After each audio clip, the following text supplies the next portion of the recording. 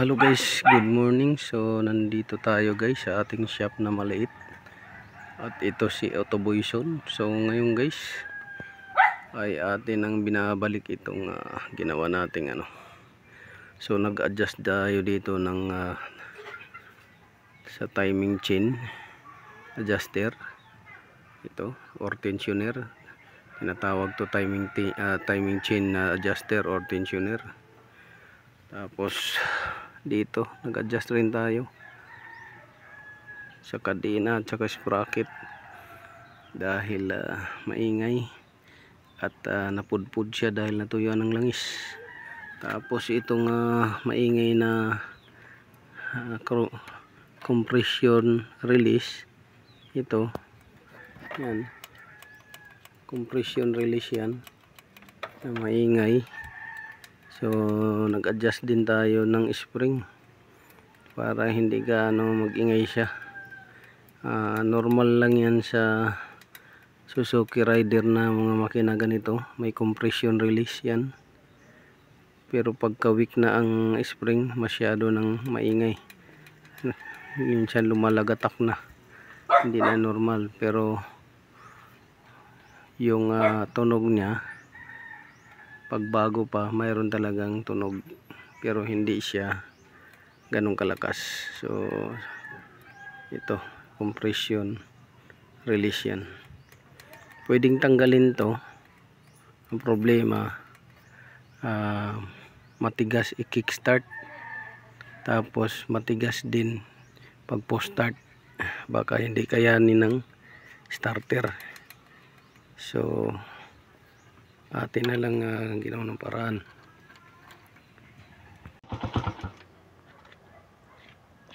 So paanda rin natin guys. Tingnan natin kung aandar to.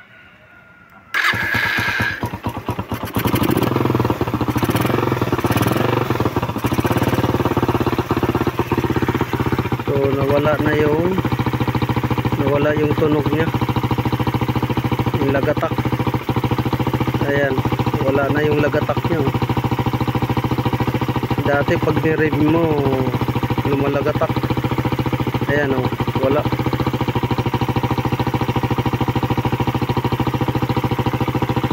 Dati pag ni-rev ninyo, o pag ni-rev ko, lumalagatak guys. May lagatak. Ayan. So, walang lagatak.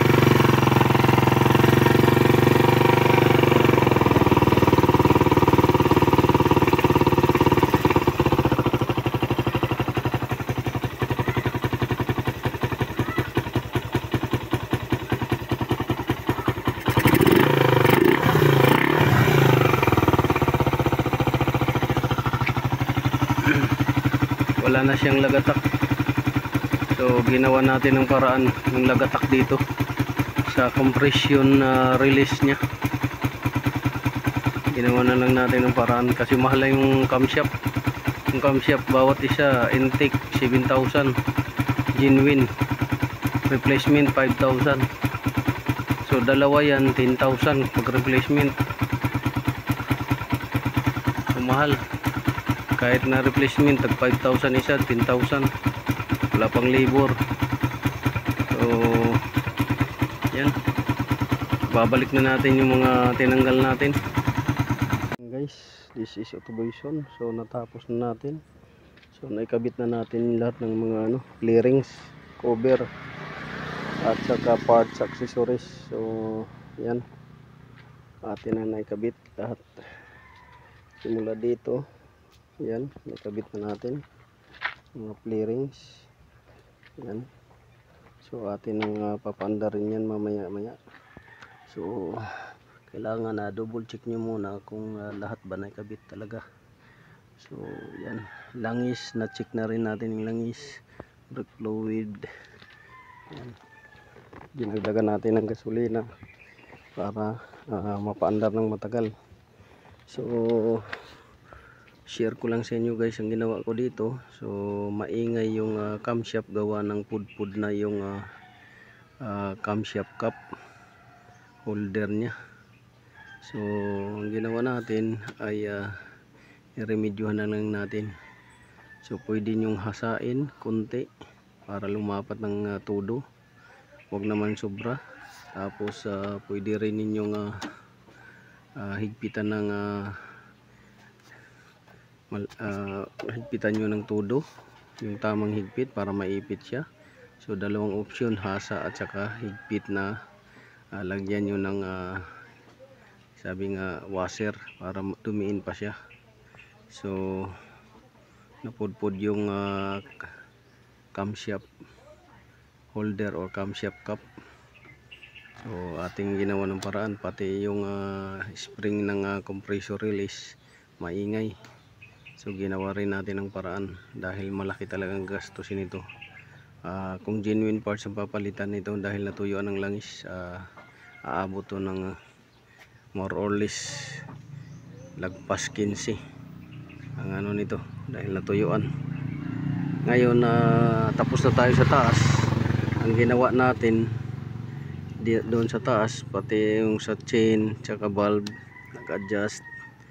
Ang ginawa natin para yung mga bearing na lumuwag ay mapatsapan ng malapot na langis. So ito yung ginawa natin. So naglagay tayo ng 1 litro, ayan, 1000 mg na engine oil. So naglagay tayo ng 1000 mg na engine oil. Ngayon ang ginawa natin, hinaluan natin ng itong diesel multigrade na engine oil para lumapot siya ng konti at mawala yung mga clearances or mabawasan, ma-minimize yung clearances ng mga bearing. So marami na akong ginawa ganito guys, na hinahaluan ko para ma-prove ko kung nagbago ba siya. Pag nagbago yan, so okay yun guys, walang problema. Viscosity lang naman ang nagkaiba nito, viscosity lang.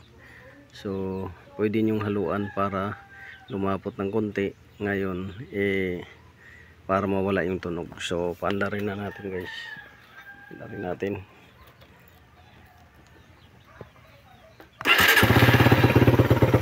So yan, kumandar na siya. So malagatak talaga yan nung una na naka-idle siya, malagatak. Pero ngayon, diba, wala nang lagatak. So successful yung remedy natin. So kakatipid si customer kaganon. Almost ang gagastusin niya dito, rough estimate 15k pataas sa mga genuine parts. So ayan, dati malagatak yan, yung compressor release. Ngayon wala na, pati dito malagatak. Ayan, so successful.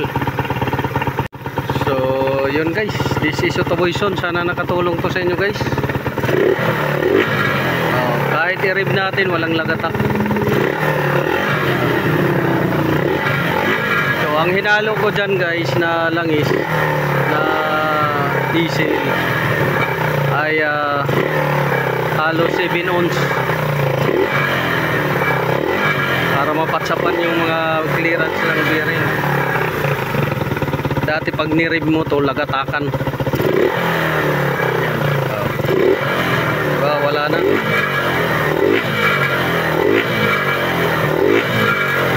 Yun, wala na. So yun, maraming salamat. Sana nakakuha kayo ng kunting alaman. Kung may mga katanungan kayo, message lang, PM. So yan, naluan natin ng ito, nawala yung lagatak. Ayan normal na. So God bless you all. This is Autoboyson.